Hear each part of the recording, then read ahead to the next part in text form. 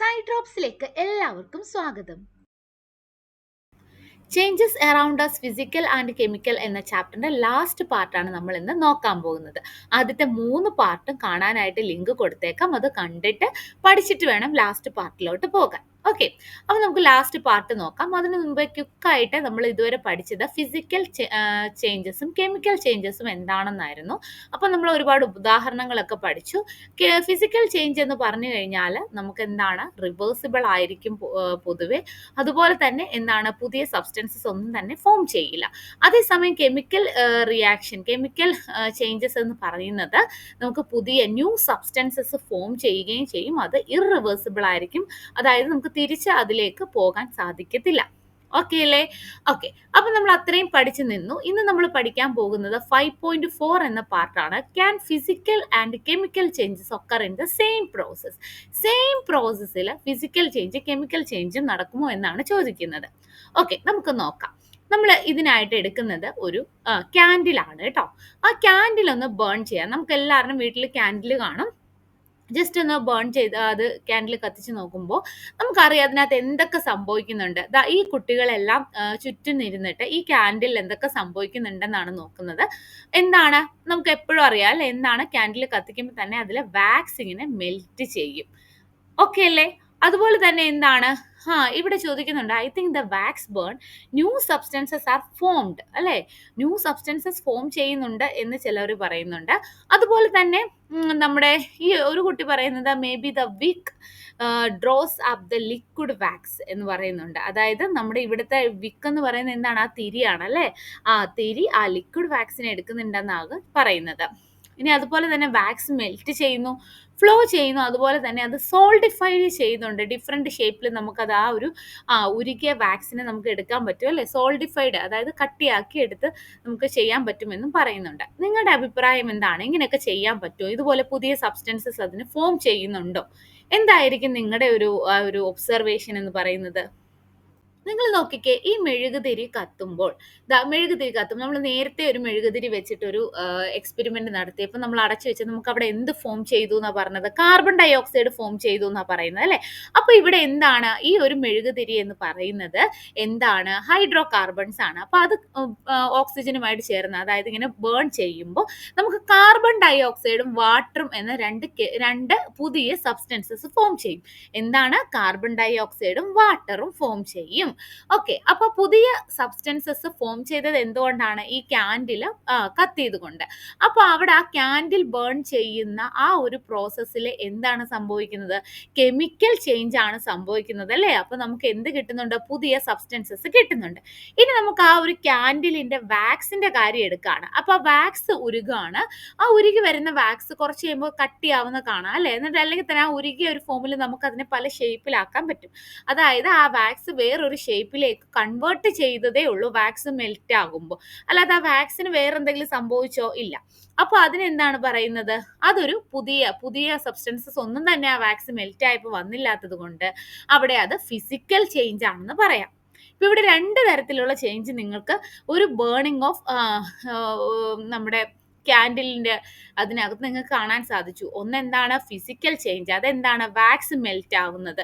അതുപോലെ തന്നെ ബേൺ ചെയ്യുന്നത് എന്താണ്, അവിടെ പുതിയ 2 സബ്സ്റ്റൻസസ് ഫോം ചെയ്തു. അപ്പൊ അതെന്താണ്, കെമിക്കൽ ചേഞ്ച് ആണ്. ഇപ്പൊ മനസ്സിലായോ?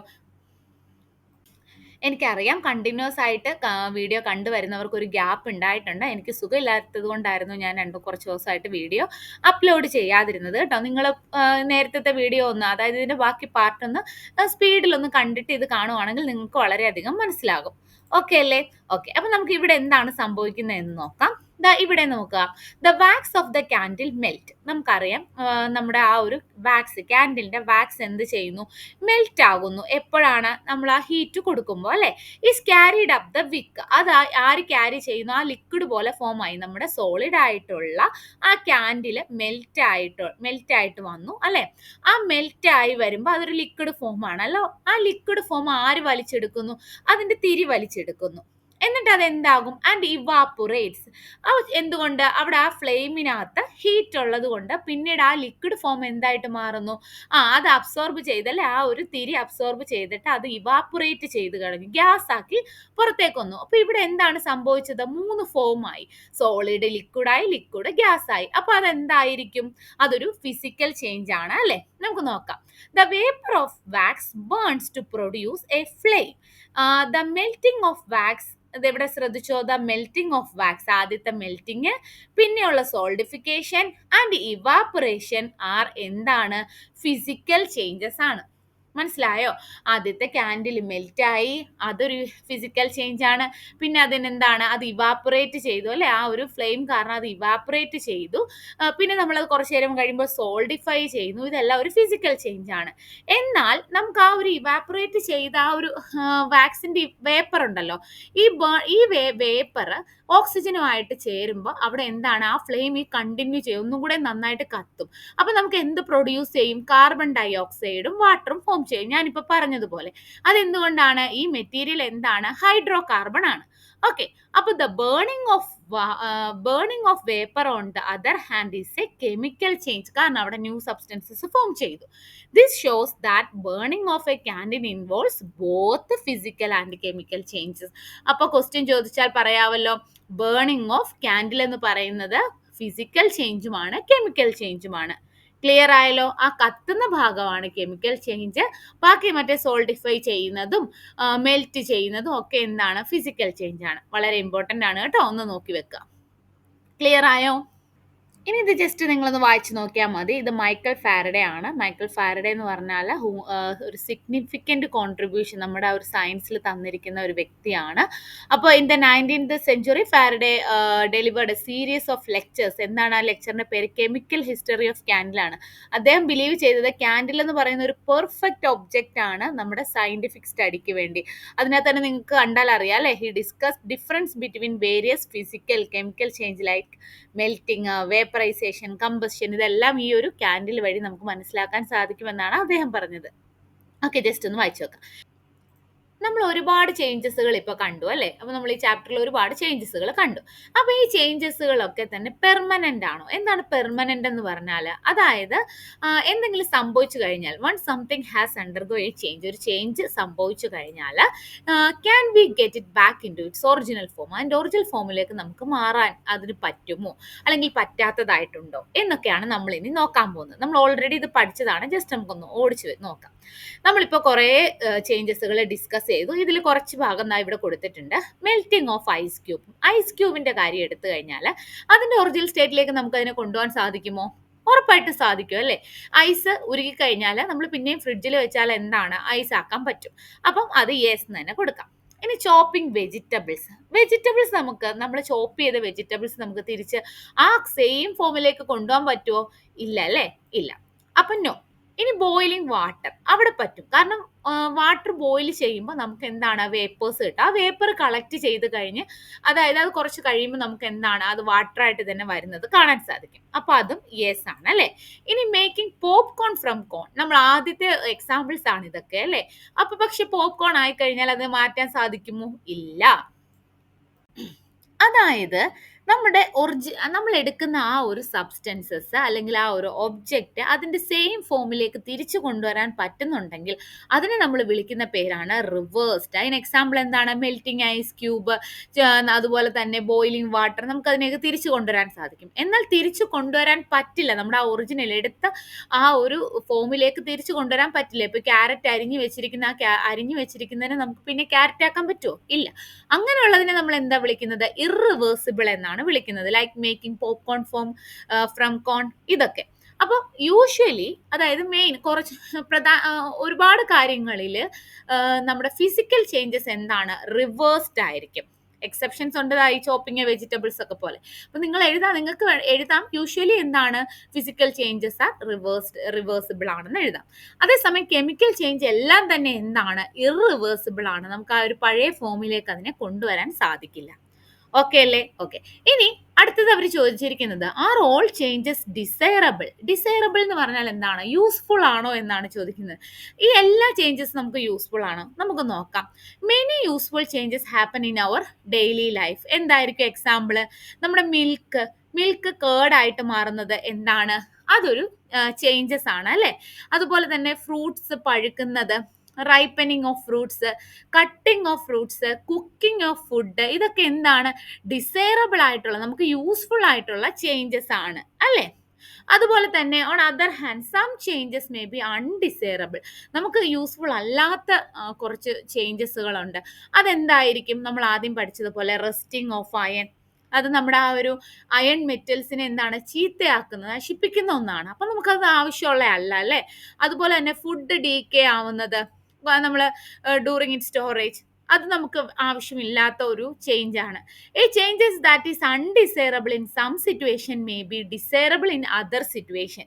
അതായത് ചില അൺഡിസൈറബിൾ ആയിട്ടുള്ള കാര്യങ്ങൾ ചിലതിന് ഉപകാരപ്പെടും. മനസ്സിലായോ? പഴയ ഒരു പഴഞ്ചൊല്ലുണ്ട്, ഒന്ന് ചീഞ്ഞാൽ മറ്റൊന്നിന് വളമാകും എന്ന് പറയുന്നത് പോലെ. അതിനൊരു എക്സാമ്പിൾ ആണ് ഡീകമ്പോസിഷൻ ഓഫ് ഫുഡ്. അത് എന്ത് യൂസ് ചെയ്യാൻ പറ്റും? It can be converting food waste into compost ആക്കി നമുക്ക് മാറ്റാൻ സാധിക്കും. ഇനി ചില ചേഞ്ചസുകളുണ്ട്, ഇയേഴ്സോളം, നമ്മൾ ഓവർ ഇയേഴ്സോളം നമ്മൾ എന്താണ് ആ ഒരു ചേഞ്ചസ് കാരണം നമുക്ക് ദോഷകരമായി ബാധിക്കുന്ന കുറച്ച് ചേഞ്ചസുകളുണ്ട്. അതെന്താണ്? നമ്മുടെ ഹ്യൂമൻ ആക്ടിവിറ്റി മൂലം നമ്മുടെ എൻവയോൺമെന്റ് നശിക്കുന്നത് എന്താണ്? ഒരു ലോങ് ടേം ഒരു ഇമ്പാക്റ്റ് ആണ് അല്ലേ? അതുപോലെ അതിന് എക്സാമ്പിൾ നമുക്ക് നോക്കാം. നമ്മുടെ ഫ്യൂവൽസ്, നമ്മൾ കാറ്, ട്രെയിൻ, എയറോപ്ലെയിൻസ്, ഇതെല്ലാം എന്താണ്? ഇൻക്രീസ്ഡ് കൺസംഷൻ ഓഫ് ഫ്യൂവൽസ് ആണ് അല്ലേ? അപ്പം ഈ ഫ്യൂവൽ യൂസ് ചെയ്യുമ്പം എന്താണ് പുറത്തേക്ക് തള്ളുന്നത്? കാർബൺ ഡൈ ഓക്സൈഡ് ആണ്. അപ്പൊ ഇങ്ങനെ ലോങ് ടേം ആയിട്ട് നമ്മൾ ഇത് യൂസ് ചെയ്തുകൊണ്ടിരിക്കുമ്പോൾ നമ്മുടെ അറ്റ്മോസ്ഫിയറിലെ കാർബൺ ഡൈ ഓക്സൈഡ് എന്താണ്? വളരെയധികം എന്താണ്? ഇൻക്രീസ് ചെയ്യാണ്, എയർ പൊല്യൂഷൻ ഉണ്ടാകും. ഇതൊക്കെ ഒരു ഈ ഒരു ലോങ് ടേം ചേഞ്ചസിന് എക്സാമ്പിൾ ആണ്. ഇനി drying of paint on wall, doors, furniture etcetera, ഇതെന്താണ്? Releases many substances.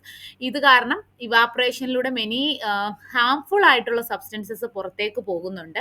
ഇത് നമുക്ക് എന്താണ്? അറ്റ്മോസ്ഫിയറിക് പൊല്യൂഷനൊക്കെ കാരണമാകുന്നു. ഇത് ലോങ് ടേം ഉള്ള ചേഞ്ചസുകളാണ്. ഇനി കുറച്ച് സ്ലോ നാച്ചുറൽ ചേഞ്ചസുകളുണ്ട്. അതെന്താണെന്ന് നമുക്ക് നോക്കാം. നമ്മൾ ഈ ചാപ്റ്റർ മുഴുവൻ എന്താ പഠിക്കുന്നത്? ചേഞ്ചസുകളെ പറ്റിയല്ലേ പഠിക്കുന്നത്.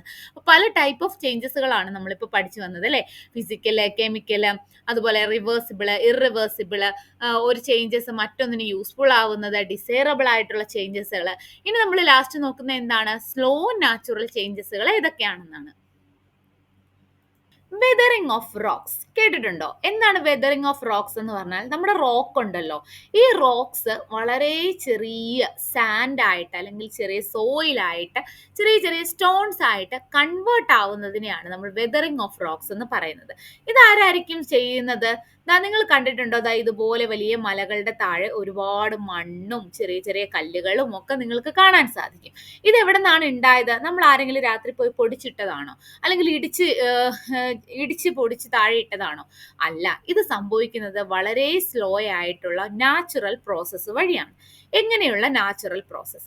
സത്യത്തിൽ രണ്ട് രീതിയിലുള്ള നാച്ചുറൽ പ്രോസസ്സ് ആണ് ഇവിടെ നടക്കുന്നത്. ഫിസിക്കൽ ചേഞ്ച് നടക്കുന്നുണ്ട്, കെമിക്കൽ ചേഞ്ച് നടക്കുന്നുണ്ട്.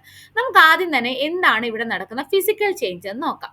നമുക്കറിയാം ഫിസിക്കൽ ചേഞ്ച് എന്ന് പറഞ്ഞാൽ എന്താണ്? പുതിയ സബ്സ്റ്റൻസസ് ഒന്നും തന്നെ ഫോം ചെയ്യില്ല അല്ലേ? അപ്പൊ ഇവിടെ ഉള്ളത് വലിയ ലാർജ് റോക്സ് ആണ്. ഈ റോക്സ് സ്മോൾ പീസസ് ആയിട്ട് മാറണമെങ്കിൽ അവിടെ കുറച്ച് ആൾക്കാർ അവിടെ ഹെൽപ്പ് ചെയ്യുന്നുണ്ട്. എങ്ങനെ? ഇവിടെ നമ്മുടെ ടെമ്പറേച്ചർ ചേഞ്ചസ്, അതായത് നമ്മുടെ ക്ലൈമാറ്റിക് കണ്ടീഷൻ ഉണ്ടല്ലോ, ചില സമയത്ത് വളരെ വലിയ മഴ, വളരെ വലിയ വെയില്, ഇതെല്ലാം ഈ ആര് കൊള്ളുകയാണ്? നമ്മുടെ ഈ ഒരു റോക്സ് കൊള്ളുകയാണ് അല്ലെ? റോക്സിലേക്ക് വരികയാണ് മഴ, വെയില്, മഞ്ഞ്, ഇതെല്ലാം വരുമ്പോൾ പല പല ക്രാക്സുകൾ എന്ത് ചെയ്യും? ഫോം ചെയ്യും നമ്മുടെ ഈ ഒരു റോക്കിനകത്ത്. ഈ ക്രാക്കിലൂടെ ചിലപ്പം റൂട്ട്സ്, ചെടികൾ വളരും. അപ്പൊ അവരുടെ ആ റൂട്ട് കാരണം ഇവിടെ എന്ത് സംഭവിക്കും? പിന്നെയും ക്രാക്സ് ഉണ്ടാകും. ഇങ്ങനെ ക്രാക്സ് ആകും. ആ ക്രാക്സിന്റെ ഇടയിലൊക്കെ ചിലപ്പോൾ വെള്ളം ഇരുന്ന് ഐസായിട്ട് മാറും. അപ്പോഴും അതെന്താണ്? അത് റോക്സ് പൊട്ടിപ്പോകാനുള്ള ചാൻസ് ഉണ്ട്. അങ്ങനെ ഇതെല്ലാം സംഭവിച്ച് പയ്യെ പയ്യെ പയ്യെ റോക്സ് എന്തായിട്ട് മാറും? ചെറിയ ചെറിയ ചെറിയ തരികളായിട്ട്, സാൻഡായിട്ട്, സോയിലായിട്ട് കൺവേർട്ട് ചെയ്യും. ഇനി എന്താണ് ഇവിടെ നടക്കുന്ന കെമിക്കൽ ചേഞ്ചസ് നമുക്ക് നോക്കാം. നമ്മുടെ റസ്റ്റിംഗ് ഓഫ് അയൺ നമ്മൾ പഠിച്ചില്ലേ, ഒരു ബ്രൗൺ കളറിലെ ഒരു അയൺ ഓക്സൈഡ് ഫോം ചെയ്യുന്ന, അതുപോലെ തന്നെ നമ്മുടെ ഈ റോക്സിലും സംഭവിക്കാറുണ്ട്. ഇതൊരു ബ്ലാക്ക് കളറിലെ റോക്സ് ആണ് കേട്ടോ. ഇതിന് നമ്മൾ പറയുന്നത് ബസാൾട്ട് എന്നാണ്. എന്താണ് ബസാൾട്ട്? ഈ ബ്ലാക്ക് കളർ ഇതിന് കാരണം ഇതിനകത്ത് എന്താണ്, അയൺ കണ്ടന്റ്, ധാരാളം അയൺ ഇതിനകത്ത് ഉണ്ട്. അപ്പൊ ഈ അയൺ എന്ത് ചെയ്യും എന്നറിയാമോ? ഈ അയൺ കൺവേർട്ട് ചെയ്തിട്ട് അയൺ ഓക്സൈഡ് ആയിട്ട് മാറും. അതാണ് ഈ താഴെ കിടക്കുന്ന നിങ്ങൾ ഈ കാണുന്ന റെഡ് ലെയർ ആയിട്ടുള്ള റോക്സ് എന്ന് പറയുന്നത്. ഇതെന്താണ് ഇവിടെ സംഭവിച്ചത്? ഇവിടെ നമ്മുടെ മോയ്സ്ചർ, അതായത് വാട്ടറുമായിട്ടും എയറുമായിട്ടും ഈ ഒരു റോക്സ് റിയാക്ട് ചെയ്യുമ്പോൾ അവിടെ എന്തായിട്ട് മാറും? Iron oxide. നമ്മൾ നേരത്തെ പഠിച്ചതുപോലെ തന്നെ അയൺ ഓക്സൈഡ് ആയിട്ട് ഫോം ചെയ്യും. ഈ അയൺ ഓക്സൈഡ് ആണ് ഇവിടെ ഈ കാണുന്ന റെഡ് കളറിലെ ലെയർ ആയിട്ട് നമുക്ക് കാണുന്നത്. അപ്പൊ ഇവിടെ പുതിയൊരു സംഭവം ഉണ്ടായല്ലേ. അപ്പൊ അതിന് എന്താണ് പറയുന്നത്? ഒരു കെമിക്കൽ ചേഞ്ച് ആണ്. ഇപ്പൊ മനസ്സിലായോ ഇവിടെ രണ്ട് രീതിയിലുള്ള ചേഞ്ച് നടന്നെന്ന്? അപ്പൊ നമ്മൾ ഡെഫിനിഷൻ എഴുതുമ്പോൾ physical and chemical changes in rocks are collectively called എന്താണ്? വെതറിംഗ് എന്ന് പറയുന്നു. ഈ വെതറിംഗ് കാരണം എന്താണ്? Which eventually leads to the formation of soil. Soil ഉണ്ടാകുന്നു. അപ്പൊ ഫിസിക്കൽ കെമിക്കൽ ചേഞ്ച് റോക്സിൽ ഉണ്ടായിട്ട് അവിടെ എന്ത് സംഭവിക്കുന്നു? ആ ഒരു റോക്ക് സോയിലായിട്ട് കൺവേർട്ട് ചെയ്യുന്ന ആ പ്രോസസ്സിനെയാണ് നമ്മൾ വിളിക്കുന്ന പേരാണ് വെതറിംഗ്. ക്ലിയർ ആയോ? ഓക്കെ, അപ്പൊ ഇത് ജസ്റ്റ് നന്നായിട്ടൊന്ന് വായിച്ചു നോക്കാം. ഇനി നമുക്ക് എന്താണ് ഇറോഷൻ എന്ന് നോക്കാം. ഇറോഷൻ എന്ന് പറഞ്ഞാൽ വളരെ സിമ്പിളാണ്. നമ്മളിപ്പോൾ നിങ്ങൾ വളരെ വലിയ മഴയൊക്കെ പെയ്യുമ്പോൾ അതിൻ്റെ കൂടെ തന്നെ മണ്ണും കല്ലും സെഡിമെന്റ്സ് ഒക്കെ ഒഴുകി പോകുന്നത് നിങ്ങൾ ശ്രദ്ധിച്ചിട്ടില്ലേ? അതുപോലെ വലിയ കാറ്റ് വീശുമ്പോൾ നിങ്ങൾ കണ്ടിട്ടില്ലേ? ഇങ്ങനെ ഒരു സ്ഥലത്ത് നിന്ന് മറ്റൊരു ലൊക്കേഷനിലോട്ട് മൂവ് ചെയ്യുന്ന റോക്ക് പെബിൾസ്, സോയിൽസ്, സെഡിമെന്റ്സ് ഒക്കെ മൂവ് ചെയ്യുന്നതിനെയാണ് നമ്മൾ എന്ത് പറയുന്നത്? ഇറോഷൻ എന്ന് പറയുന്നത്. അതെങ്ങനെയാണ് മൂവ് ചെയ്യുന്നത്? നാച്ചുറൽ ഫോഴ്സസ് ആയിട്ടുള്ള വിൻഡും ഫ്ലോയിങ് വാട്ടറും ഒക്കെയാണ് അതിനെ മൂവ് ചെയ്യിപ്പിക്കുന്നത്. അപ്പൊ അതിന്റെ സ്പീഡ് അനുസരിച്ച് ഇത് ഏതൊക്കെ സ്ഥലത്ത് ഇങ്ങനെ പോയി കിടക്കും. മനസ്സിലായോ? ഇനി ഇതിന്റെ സ്പീഡ് കുറയുമ്പോൾ, when the speed of the water or wind decrease ചെയ്യുമ്പോൾ അത് എന്ത് ചെയ്യും? അതാ എങ്ങോട്ടാ? ഇപ്പൊ വെള്ളം വഴിയാണെങ്കിൽ ഓഷ്യനിലേക്ക് അതല്ലേ വഴിയല്ലേ പോകുന്നത്. അപ്പൊ ഈ ഓഷ്യനിലും ലേക്കിലും ഒക്കെ ഇതങ്ങ് അടിഞ്ഞ് താഴെ സെറ്റിൽ ഡൗൺ ചെയ്യും. വർഷങ്ങൾ കഴിയുമ്പോൾ ഈ സെഡിമെന്റ്സ് എന്ത് ചെയ്യും എന്നറിയാമോ? ഈ സെറ്റിൽ ഡൗൺ ചെയ്യുന്നതിനാണ് നമ്മൾ സെഡിമെന്റ്സ് എന്ന് പറയുന്നത്. ഇത് ഹാർഡൻ ആകും. ഹാർഡൻ ആയിട്ട് എന്തായിട്ട് മാറും? പുതിയ റോക്കായിട്ട് ഫോം ചെയ്യും. പുതിയ റോക്കായി കഴിഞ്ഞാൽ ഇതിനെ നമുക്ക് തിരിച്ചു കൊണ്ടുവരാൻ പറ്റുമോ? ഇല്ല. ഇത് പെട്ടെന്ന് നടക്കുന്ന ഒരു പ്രോസസ് അല്ല. തൗസൻഡ്സ് ഓഫ് ഇയേഴ്സ് ഇങ്ങനെ വർഷങ്ങൾ കൊണ്ട് നടക്കുന്ന ഒരു പ്രോസസ്സാണ്. അതുപോലെ തന്നെ നിങ്ങൾ കണ്ടിട്ടുണ്ടാകും അല്ലെ, നമ്മുടെ റിവർ ബെഡ്സിലും ലേക്സിലും ഒക്കെ സാൻഡ്, വളരെ പൊടിപൊടിയായിട്ടുള്ള സാൻഡ്, നല്ല മണലാണല്ലേ. അതെങ്ങനെയാണ്? അതും ഈ ഇറോഷൻ മൂലമാണ് ഉണ്ടാകുന്നത്. അതെങ്ങനെയാണ് ഫോം ചെയ്യുന്നത്? The sand is formed, rock pebbles, soil, sediments ഒക്കെ അതിങ്ങനെ ബ്രോക്കൺ ഡൗൺ ചെയ്യും. ഈ ഫ്ലോയിൽ വെള്ളവും വിൻഡും ഒക്കെ കൊണ്ടുവന്ന ആ ഫ്ലോയിൽ ഇത് പൊടിഞ്ഞ് വളരെ തരിയായിട്ട് മാറുന്നതാണ്. ഓക്കെ അല്ലേ? ഇനി നമുക്കറിയാം നമ്മുടെ റിവറിൽ ഒക്കെ കിടക്കുന്ന റോക്ക് കാണാൻ നല്ല ഭംഗിയാണ് അല്ലെ, പെബിൾസ് കാണാൻ നല്ല ഭംഗിയാണ്. അതെന്തുകൊണ്ടാണ്? ഈ വെള്ളം ഇങ്ങനെ ഇറോഷൻ നടന്നുകൊണ്ടിരിക്കല്ലേ. അപ്പൊ അങ്ങനെ കണ്ടിന്യൂസ് ആയിട്ടുള്ള ഇറോഷൻ മൂലമാണ് അതിങ്ങനെ വളരെ സോഫ്റ്റ് ആയിട്ട്, നല്ല സോഫ്റ്റ് അല്ല, വളരെ ഇങ്ങനെ സ്മൂത്ത് ആയിട്ട് നല്ല ഭംഗിയായിട്ട് കാണുന്നത്. മനസ്സിലായോ? അപ്പൊ ഇത്രയുമാണ് നമുക്കിന്ന് ഈ ചാപ്റ്ററിൽ പഠിക്കാനുള്ളത്. നമ്മൾ കണ്ടു അല്ലേ, ഇത്രമാത്രം ചേഞ്ചസുകളാണ്, പല ടൈപ്പ് ഓഫ് ചേഞ്ചസുകളാണ് നമ്മുടെ ലോകത്ത് നടക്കുന്നതെന്ന് നമുക്ക് മനസ്സിലായി അല്ലേ. നമുക്കത് ഈ പോയിന്റ്സുകളും ജസ്റ്റ് ക്വിക്കായിട്ടൊന്ന് നോക്കിയിട്ട് നമുക്ക് ഇന്നത്തെ ക്ലാസ് നിർത്താം. ഈ ചാപ്റ്റർ കംപ്ലീറ്റ് ചെയ്യാം. ഓക്കെ അല്ലേ?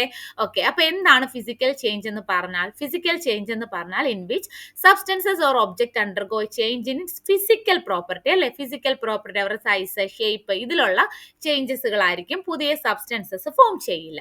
ഇനി കെമിക്കൽ ചേഞ്ച് ആണെങ്കിൽ is one in which one or more new substances, പുതിയ സബ്സ്റ്റൻസസ് ഫോം ചെയ്യും. It involves chemical reaction. ഇത് കെമിക്കൽ റിയാക്ഷൻ നടക്കുന്നു and can be represented by a chemical equation. Okay അല്ലേ? പിന്നെ നമ്മൾ എന്താണ് പഠിച്ചത്? Combustion, cooking and resting R the example of എന്തിന്റെ ചേഞ്ചിനാണ്? കെമിക്കൽ ചേഞ്ചിന് എക്സാമ്പിൾ ആണ്. ഓക്കെ. ഇനി substances that undergo combustion are combustible substances. കത്തുന്ന വസ്തുക്കളെ നമ്മൾ എന്താണ് പറയുന്നത്? കമ്പസ്റ്റിബിൾ സബ്സ്റ്റൻസസ് എന്നാണ് പറയുന്നത്. ഹീറ്റ് അല്ലെങ്കിൽ light are given out during the combustion. നമുക്ക് എന്തൊക്കെ കിട്ടും കമ്പസ്റ്റൻ വഴി? ഹീറ്റ് കിട്ടും, ലൈറ്റ് കിട്ടും. ഇനി അടുത്ത എന്താണ്? ഏറ്റവും ലോവസ്റ്റ് ആയിട്ടുള്ള ടെമ്പറേച്ചർ ഒരു സബ്സ്റ്റൻസസ് അതിന്റെ ഫയർ ക്യാച്ച് ചെയ്യുന്ന ആ ടെമ്പറേച്ചറിന് പറയുന്ന പേരാണ് ഇഗ്നീഷൻ ടെമ്പറേച്ചർ. ഇനി അടുത്ത പോയിന്റ് എന്താണ്? Some changes can be reversed and some cannot. ചിലത് എന്താണ്? റിവേഴ്സിബിൾ ആണ്. അതിന് നമ്മൾ റിവേഴ്സിബിൾ ചേഞ്ചസ് എന്നാണ് പറയുന്നത്. എന്നാൽ കുറച്ച് എന്താണ്? ഇറിവേഴ്സിബിൾ ആണ്. ഇനി സം ചേഞ്ചസ് എങ്ങനത്തെ ചേഞ്ച് ആണ്? നമുക്ക് ഉപകാരപ്പെട്ട ഡിസൈറബിൾ ആണ്. എന്നാൽ ചിലത് അങ്ങനെയുള്ളതല്ല. ഇനി അടുത്ത പോയിന്റ് എന്താണ്? Rock undergo physical and chemical changes നടക്കും അല്ലെ. വെതറിംഗ് നടക്കുമ്പോൾ അവിടെ എന്താണ് സംഭവിക്കുന്നത്? ഫിസിക്കൽ ചേഞ്ചും കെമിക്കൽ ചേഞ്ചും. ഇറോഷൻ ആണെങ്കിൽ എന്താണ്? Erosion caused by the flowing of water and wind. It is a physical change. അപ്പൊ ഇത്രയും ഈ ചാപ്റ്ററിൽ ഇത്രയും പോയിന്റ്സ് ആണ് പ്രധാനമായിട്ടും ഉള്ളത്. നന്നായിട്ട് ചാപ്റ്റർ വായിക്കുക. എല്ലാവർക്കും ഇഷ്ടപ്പെട്ടെങ്കിൽ ഞാൻ എന്നും പറയുന്നത് പോലെ തന്നെ സബ്സ്ക്രൈബ് ചെയ്യുക, നിങ്ങളുടെ ഫ്രണ്ട്സിനും കൂടെ ഷെയർ ചെയ്യുക. Thank you.